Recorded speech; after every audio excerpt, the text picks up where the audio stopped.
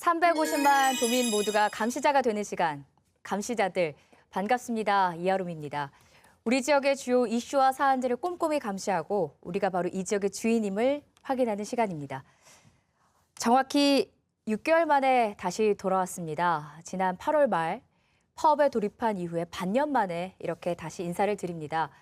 다시 제자리로 돌아온 감시자들, 이전보다 더 단단한 모습으로 더욱더 날카롭게 지역의 사안들을 감시하도록 하겠습니다. 이분들과도 정말 오랜만이죠. 이렇게 미소가 확 지어지는데요. 네, 대표 감시자 네 분 한 자리에 모였습니다. 반갑습니다. 네, 반갑습니다. 네, 저희도 정말 오랜만이잖아요. 네, 오랜만이죠. 어떻게 지내셨어요? 일단 잘 지냈습니다. 표정이 좋아 보이세요. 네. 무엇보다도 우리 시청자 여러분들과 같이 함께 할 수 있어서 행복하고 무척 설레입니다. 네. 기태 씨는 아까 좀 떨린다고 하셨는데. 네, 떨리는데 네. 일단 우선적으로 뭐 KBS 정상화 축하드리고 네. 그리고 6개월 동안 우리 모였으니까 박수 한번 치고 시작하실까요? 네, 정말 반갑습니다. 저는 그간 이제 여행을 못 떠났었는데 저는 뭐 미국의 그랜드 캐년이나 오데 캐년도 보러 왔다 가기도 하고 네. 그다음에 여행 대학이나 학교 계속 운영하기도 하고요. 6개월 동안 또 안 나가다 보니까 이번에 설에 가니까 동네 할매들이 네? 왜 안 나오노? 얘기하시더라고요. 그래갖고 왜 잘렸나 뭐 왜 그러니 했는데 할매들 지금 나오고 있습니다. 네. 그리고 6개월이라는 게 좀 물리적으로 어떻게 보면 길 수도 있고 짧을 수도 있는데 그동안 해가 바뀌었잖아요. 그래서 맞아요. 그리고 우리 지역에 또 그동안 정말 다사다난했던 수많은 일들이 있었거든요. 그래서 아무래도 시청자분들은 좀 이 감시자들의 공백 기간이 좀 상당히 아쉬울 수도 있는데 이제 오늘 좀 그런 갈증을 좀 풀어야 되지 않을까 그런 생각이 드네요. 네. 그 대표 감시자 네 분이 이렇게 완전체로 모이니까 정말 든든합니다. 저희 방송 복귀 날짜가 정해지고 나서 원고 언제 나오냐고 이런 연락 많이 받았는데요. 그만큼 벼르고 나오시지 않았을까. 네, 맞죠? 열심히 하겠습니다. 네, 깨알 같은 감시 기대하도록 하겠습니다. 그 앞서 잠깐 말씀드렸지만 파업이 있었고요. 또 설 연휴가 있었고 평창 올림픽까지 여러 가지 이유로 오랫동안 방송을 못했습니다. 그동안 경남 지역에 정말 많은 일들이 있었는데요. 먼저 그동안 어떤 일들이 있었는지 크고 작은 사건 사고들 짚고 넘어가겠습니다. 6개월 전이면요. 9월로 돌아갑니다. 쭉 생각을 해보면 그 화재 있었고요.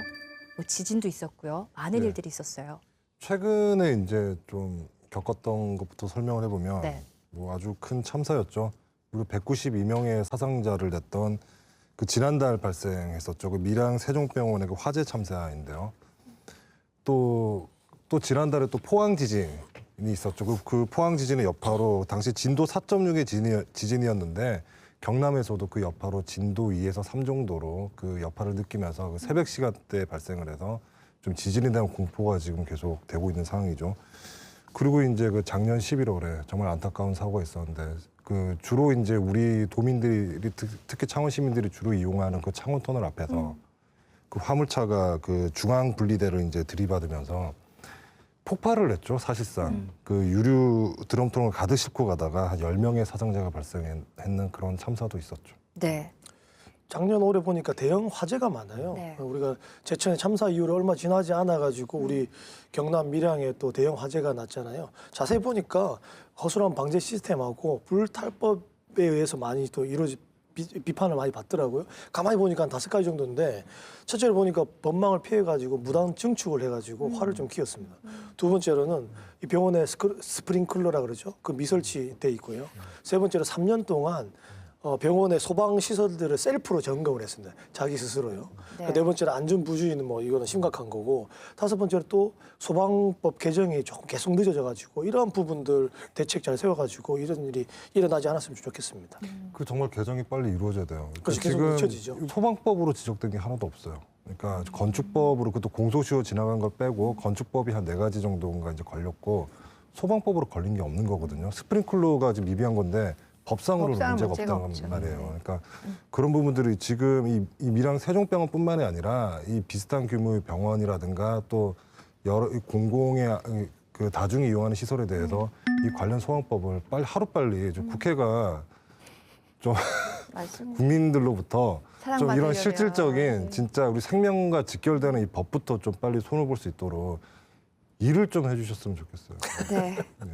근데 그 이 당시에 또 화재 책임 소재를 두고 공방이 있었습니다. 뭐 책임을 지고 국무총리가 사퇴해라. 아니다.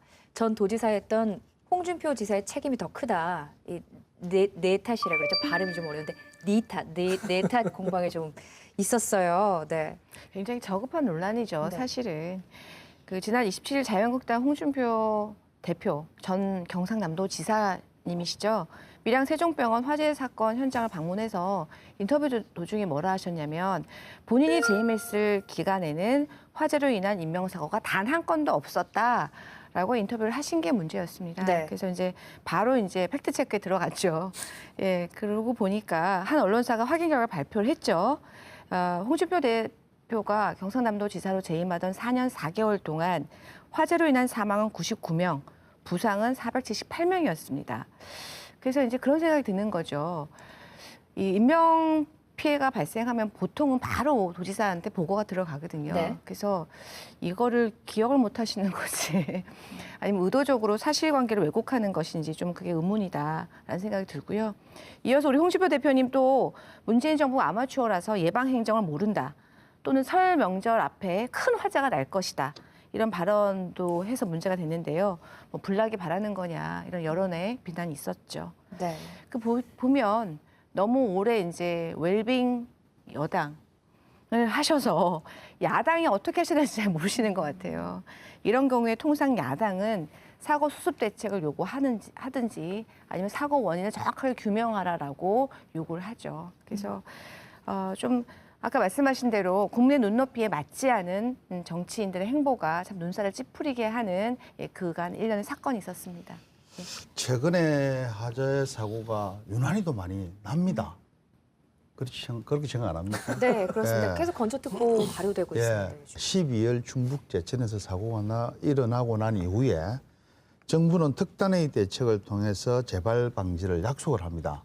그런데 한 달이 조금 지났습니까? 밀양에 대형 사고가 터집니다. 참 이런 걸 보면 정말 정부에서 재발 방지 대책이 제대로 이루어졌는지 하는 의심을 안 해볼 수가 없고, 또 문재인 대통령이 신년 기자회견에서 이런 말씀을 합니다. 새해에는 안전한 대한민국을 만드는 데 온 힘을 다하겠다. 이렇게 말합니다. 정말 이마저도 말뿐인지 않을까 하는 의심을 주고, 저는 이렇게 생각합니다. 이걸 해결하기 위해서는 좀 구체적인, 그런 실질적인 대책이 좀 실행되지 못하고 있기 때문이 아닌가, 저는 이런 생각을 하거든요. 그래서 정부도 국민 안전 예방에 소홀했다는 지금 그런 비판에 대해서는 자유로울 수가 없다. 그래서 전반적인 어떤 그런 계획이 좀 필요하지 않을까, 저는 이렇게 생각을 합니다. 네. 저희가 밀양 화재 참사 얘기를 하면 뭐 이렇게 대책이 필요하다, 원인이 뭐냐, 누구 탓이냐 이런 얘기를 하지만 거의 190명이 넘는 사상자가 난 사건이어서 마음이 상당히 무겁습니다. 여러 가지 뭐 대책을 마련하고 있다고 하니까요. 네, 지켜보도록 하겠습니다. 이 얘기로 넘어가 볼까요? 지난 11월에 있었던 창원터널 사고 참 허망합니다. 사실 창원터널은 창원 시민들이 정말 많이 이용하는 곳이거든요. 그래서 운전을 할 때 이 지점이구나, 좀 섬뜩하다, 무섭다 이런 얘기들도 아직까지 많이들 하시는데요. 당시에 그래서 여러 가지 대책들이 나왔습니다. 근데 그 이후에 좀 실행에 옮겨진 게 있나요? 일단 11월 2일이었죠. 그러니까 뭐 핵심은 두 가지였습니다. 우리 네. 아까 김용 기자님 말씀하신 대로 그 사망자가 3명이었고 사상자가 10명이었죠. 그랬는데 그 핵심 두 가지, 첫 번째가 이제 하나 과속의 문제. 70km 시속 70km 구간을 118로 달렸죠. 그리고 이제 과적의 문제, 5톤 트럭에 7.5톤의 윤활유를 싣고 달렸다는 거죠. 두 가지 문제인데요. 그래서 이후에 도하고 창원시, 김해시가 그 도로교통 터널 전문가들이 모여서 13명이 안전대책 협의체를 만들고 대책 수립을 좀 내놨는데요. 보니까 일단 과속을 막기 위해서 터널 구간까지 포함해서 과속 단속 시스템을 도입을 하고, 그리고 더해서 내리막 경사 구간에서 과속을 방지하기 위해서 긴급 제동 시설을 설치하는 방안까지도 지금 협의를 했습니다. 그 더해서 이제 화재가 발생할 경우에 그때 화재가 발생하면서 완전 창원터널 일대가 다 교통 마비가 발생했거든요. 그래서 화재가 발생할 경우에 미리 우회할 수 있도록 창원터널 양 방향에 안내 표지판을 설치하기로 한 것도 합의가 됐었고요. 그런데 이제 이런 정도의 충분한 것인지에 대한 여론이 아직까지 있는 것도 사실입니다. 기본적으로 화물 운송이 그 여러 차례 언론에도 나왔지만 전부 다 개인 사업자 시스템이잖아요. 그래서 비용, 수익 구조를 내는 비용, 그 구조가 기본적으로 운송 횟수와 운송의 양이 그 수익 구조에 직결되기 때문에 구조적으로 과속과 과적이 방치되고 있는 거죠. 그렇기 오히려 때문에 과적을 그냥 용인하는 거의 시스템인 거죠. 용인하고 네, 그렇죠. 하기도 하죠. 예. 그래서 그렇기 때문에 근본적으로 이 화물 운송과 관련돼서 이 합리적 운송비 조정이 좀 필요하다라는 것이 지금 여러 시민단체들의 의견이고요. 이 관련해서 그 화물 노조와 계속적으로 협의 중에 있는 걸로 알고 있습니다. 네. 창원 터널 사고, 밀양 화재에 이어서 이 얘기를 해볼까요? 요즘에 나도 당했다. 이른바 미투 운동이 한창입니다. 올림픽 기간이었음에도 불구하고요. 그 국민들이 올림픽 뉴스보다 오히려 폭로 내용과 가해자 신상에 더 관심을 갖는 그런 현상이 일어나고 있고 요즘에도 사실 어제 뭐 폭로 내용이 기억이 나지 않을 만큼 매일매일 끊임없이 지금 일어나고 또 있어요. 네. 지금 또 어디서 터질까 막 이런 생각도 드는데요. 우리 사회에 이제 환부가 드러나고 있는 거죠. 그러니까 저는 지금 개인적으로는 지금 시작이지 않은가 아직도. 그러니까 앞으로 더 터질 것들이 있지 않을까 하는 그런 생각이 드는데요. 처음에 이제 이 계기가 된 것은 그 창원지검 통영지청의 그 서재영 검사가 직접 자신을 드러내면서 지난달에 이제 그 피해 사실을 이제 폭로를 했죠. 그 전직 법무부 고위 간부에게 이제 성추행을 당하고 또 이후에 인사불이익을 당했다고 폭로를 했는데요. 근데 이게 서재영 검사의 이런 폭로는 기존에는 없었던 유형이었죠. 자신을 직접 드러내면서 피해자 입장에서 매우 이례적인 일이었는데 그만큼 아주 정말 큰 용기를 낸 것인데요. 근데 이 모습에 이제 그 박수를 보내는 목소리가 많았고요. 서 검사 이후에 이제 각계에서 이제 미투 캠페인이 퍼졌는데요.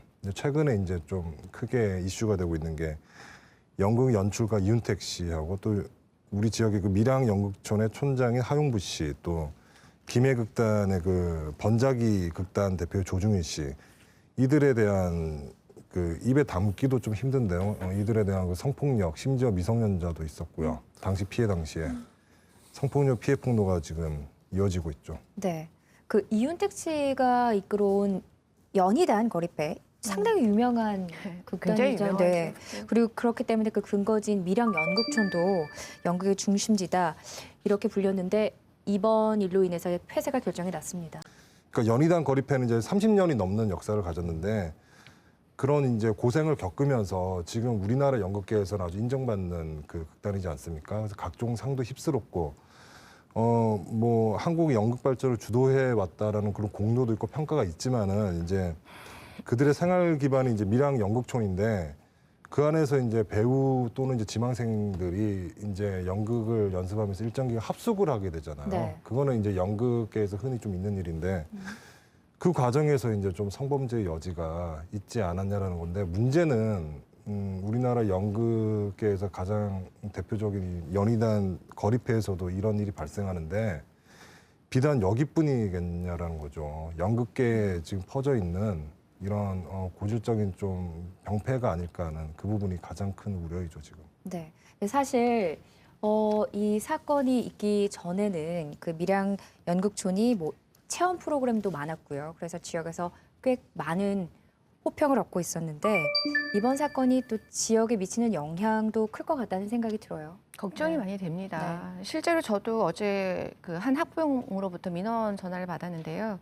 특히 이제 그 김해 극단 번자기 대표 조모 씨가 방과후 학교 강사로 오랜 동안 일을 김해에서 했다는 거 아닙니까? 네. 그래서 특히 4개 학교에서 네 개의 중학교에서 방과후 수업을 했다는 것이 파악이 되면서 지금 김해교육청과 경상남도 교육청이 전수조사를 하겠다. 그래서 조 씨가 한 번이라도 수업을 하는 학교 일체 조사를 다 하고 더해서 다른 뮤지컬 등 연극이나 뮤지컬 등 외부 강사가 초청되어 온 방과후 수업을 포함한 강연에는 모두 다 전수 조사를 하겠다고 발표를 했어요. 또 더하여서 특히 이제 경남 지역을 보면 다른 뭐 분야도 문제가 좀 심각하지만 특히 문화예술 관련해서는 굉장히 서울하고 비교했을 때 굉장히 열악하거든요, 조건이. 근데 이 일로 인해서 더욱더 정말 선의의 의지로 문화예술계를 지켜온 경남 문화인들이 많은 타격을 받지 않을까 걱정이 됩니다. 네. 조씨 같은 경우에는 지금 지난주에 경찰이 이제 그 조씨로부터 피해를 당했다는 여성이 이제 지금 확인된 게 두 두 명인데요. 명이죠. 각각 네. 이제 16살 때와 18살 때 당시에 이제 피해를 당했다고 주장을 하고 있는데 피해 그 조사가 거의 완료됐습니다. 지금 진술을 다 확보를 했고요. 지금 이번 주 안으로 아마 조 씨를 소환해가지고 그 혐의 사실에 대해서 아마 조사를 할 것으로 보고요. 그런데 이제 그 연출가 이윤택 씨하고 이제 하용부 씨 같은 경우에는 지금 이 사람들한테 피해를 당한 그 진술 내용은 시기가 지금 2001년에서 2005년 사이로 이렇게 추정이 되는데 그러면 공소시효 공소시효가. 문제가 있기 때문에 지금 경찰이 이 둘에 대해서는 지금 공소시효가 지금 지난 것으로 지금 보고 있어서 네. 일단 좀 계속 추이는 보고 있는 상황입니다. 그 이윤택 감독이 이미 법적인 검토도 다 했다는 거 아니에요? 네. 그래서 저희가 기사가 나더라고요. 예. 10대 때 당한 일을 성인이 돼서 이제서야 폭로했다면 그 기간 동안 이 피해 여성은 얼마나 괴로웠을까라는 생각이 듭니다. 터질 게 터졌다 이런 반응도 있는데요. 사실 일각에서는 아니 아무리 그래도 이 정도일지는 몰랐다. 너무 충격적이다. 이런 분들도 많거든요. 근데 이제 전체적으로 보면 굉장히 이제 우리 사회가 그동안 굉장히 조직 우선주의, 그러니까 뭐 과거 한 50년 그동안 양적 팽창에만 우리가 신경을 썼지 거기다 질을 담보하지 않았다는 거죠. 그래서 이제 이 양적 팽창을 넘어서 질적인 예를 들면 변화를 꾀하려는 이런 여러 가지 소리가 나오는 그런 생각이 들고요. 특히 경찰 조직, 특히 뭐 서지현 검사가 있었던 검찰 조직, 이렇게 아주 위계 질서가 수직적으로 아주 강화된 곳에서 특히 이런 성범죄가 굉장히 만연했다. 특히 문화예술계도 마찬가지 아닙니까? 굉장히 피라미드 구조잖아요. 그래서 이런 문화가 좀 빨리 좀 바뀌는 것이 사회 전반에 필요하다. 경찰 조직은 정말 목소리를 더욱더 내기가 힘들죠. 예, 최근에 그런 문제도 있었잖아요. 한 여성 경찰관이 현직인데 그분이 경찰서 앞에서 성범죄 갑질 없는 직장에서 일하고 싶습니다. 라는 문구가 쓰인 패킷을 들고 1인 시위를 했거든요. 이분 같은 경우에는 자기의 문제가 아니고 자기 후배가 성추행을 당했다는 그런 고민을 털어놨을 때 이렇게 프로세스를 밟아라라고 조언을 해준 거예요. 그래서 결국은 그 가해자로 지목된 분이 결국은 감봉 1개월 그리고 전보 조치를 받았는데요. 이후에 이렇게 조언을 한 이 여경찰이 예를 들면 조직 내에서 갑질을 당한 거죠. 그래서 이제 그것에 대해서 1인 시위를 한 경우거든요. 그래서 이런 문화가 굉장히 팽배해 있다는 게 어떻게 보면 참 후진적이다 생각이 네. 듭니다. 그러니까 이게 지금 이런 그 피해 사실을 사실은 수직적인 조직일수록 드러내는 게 쉽지 굉장히 않잖아요. 어렵죠. 그러니까 굉장한 용기가 필요한 거예요, 정말. 정말 자기 저는- 직장 앞에서 1인 시위를 한다는 건 정말 아니 저는 엄청난 현직 경찰이 1인 시위한 거 그렇죠. 처음 봤어요. 그러니까 현직 그러니까, 경찰이 경찰서 1인 시위를 앞에서, 했고 예, 현직 그래서- 검사가 예. 언론사에 TV에 나와서 그래서 서련 나왔죠. 검사도 그렇지만 이 1인 시위 여경도 그렇고 정말 굉장한 용기가 용기가 필요했던 필요한 거고요. 근데 이후에 이제 그 경남지방경찰청에서 그 경남지방청 소속 여경이니까 이제 이런 2차 피해라든가 방지하기 위해서 빠르게 좀 대응을 하려고 했어요. 그래서 지방청장이 직접 이 지방청에서 조사하는 거는 객관성을 담보할 수가 없으니 그 위에 본청인 상부기관은 경찰청에서 감찰을 해달라고 직접 요청까지 요청했네요. 했습니다. 바로 네. 1인 씨가 있은 후에 네. 바로. 네. 그런데 문제는 이제 이후에 감찰 결과가 약 보름 뒤에 나왔는데 이제 그 여경이 주장했던 이 2차 피해가 대부분 사실로 드러났으니 뭐 시민감찰위원회라든가 이런 기구를 열어서 엄중하게 결과에 따라서 조치를 하겠다라는 이제 내용이 공지가 떴는데 이 여경이 소속된 경찰서의 부청문관이 일종의 이제 직원의 여론 보고서를 작성을 한 거예요. 근데 지방청의 한 감찰관이 요청을 해서 작성을 한 건데 그 보고서 내용에는 이제 이 여경에 대한 묘사가 예컨대 이제 뭐 나쁘기도 되어 네. 있어요. 그만 좀 하지 괜히 경찰서 이미지만 나빠졌다라든가 기가 세다 뭐 예. 이런 내용. 이건 또 다른 2차 피해를 양산하는 내용이거든요. 그 지금 이제 그게 또 문제가 됐기 때문에 지방청에서 경남지방청에서 다시 이제 그 비감찰 업무 구성원으로 이제 그 진상위원회를 꾸려서 네. 조사를 하겠다고 했는데요. 지난주에도 이제 여성단체에서 철저히 조사하라. 그런 어떤 그 흉내만 내지 말고 철저히 조사하라고 시위까지 하고 했는데 지금 앞으로 지켜봐야 될 일이지만 이게 좀 진정성 있게 좀 이거를 좀 처리를 했으면 좋겠어요. 이게 겉으로만 이렇게 하는 것처럼 흉내를 내는 것인지 정말 이거를 뿌리부터 좀 문제를 해결하려는 것인지 그런 진정성을 좀 앞으로 보여줬으면 좋겠습니다. 네, 시대가 많이 바뀌었는데 네. 아직 따라오지 못하는 것 같습니다. 그 지금까지 나온 폭로 내용을 보면요, 뭐 검찰, 경찰, 학교, 극단 가릴 곳이 없습니다. 피해 여성들의 이 용기 있는 폭로에 이제는 정부 관계 기관이 사실 확인이라든지 가해자 처벌이라든지요, 운동에 그치지 않고 보다 체계적인 대응 방안을 마련해야 되지 않을까 그런 생각을 해봅니다.